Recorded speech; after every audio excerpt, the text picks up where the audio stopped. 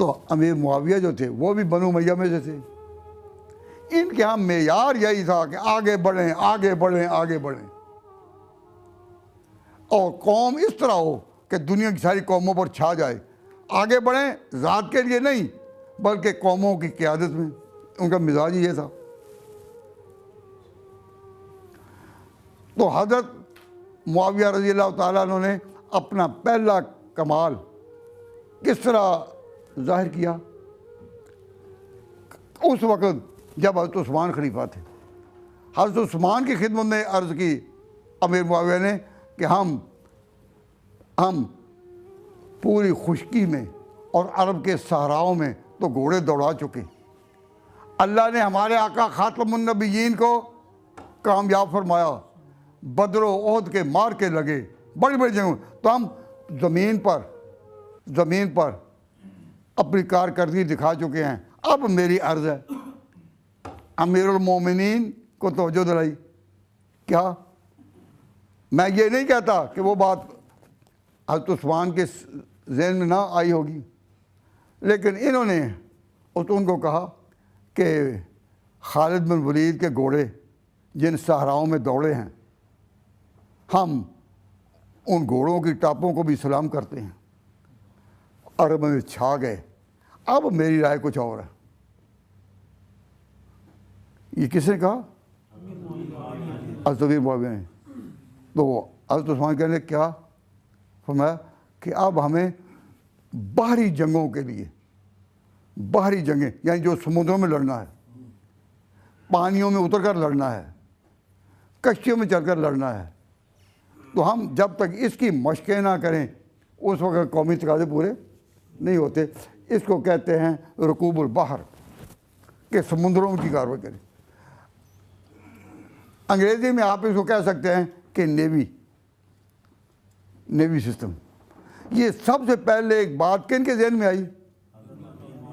حضرت امیر معاویہ. اور کب؟ جب حضرت عثمان کی خلافت تھی.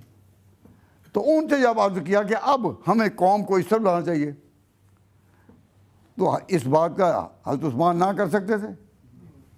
نہیں, وہ خود بھی تو بنو امیہ میں سے تھے.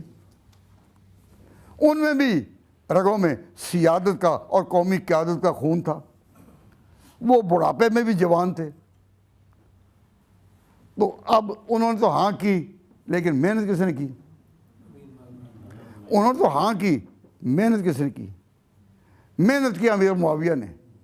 انہوں نے لوگوں کو اکٹھا کر کے مشقیں پانی میں اترنے کی, لڑنے کی, کشتیوں کو چلانے کی, اور وہ آداب سارے سکھائے.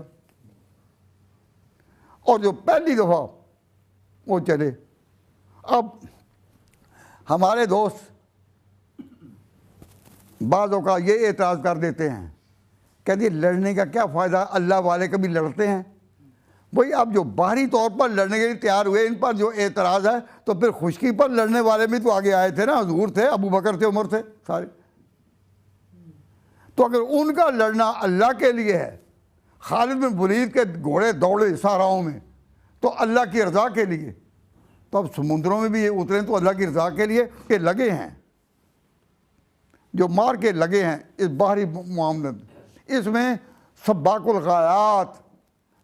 الغایات, اس میں امام کون؟ پوری امت کے لیے عزت کا نشان کون؟ امیر معاویہ. اور اللہ تعالیٰ نے یہ بشارت دے دی تھی حضور کو. حضرت معاویہ کا جو کارنامہ ہے کہ باہری جنگوں کے لیے, وہ حضور نے نہیں دیکھا تو حضرت عثمان نے دیکھا, کیونکہ ان کے دور میں یہ بات ہوئی. تو پہلا مارکا جو ہے وہ اس میں حضرت امیر معاویہ خود بھی کشتیوں میں اترے اور خود قیادت کی, اور ایک داغ بیل ڈال گئے. اور جب تک دنیا رہے گی اس وقت تک مسلمانوں کی تاریخ میں باہری جنگوں کا آغاز جس طرح کیا, تو حضرت معاویہ نے بنو امیہ میں سے ہونے کا حق ادا کر دیا. اب ذرا آگے بڑھتے ہیں.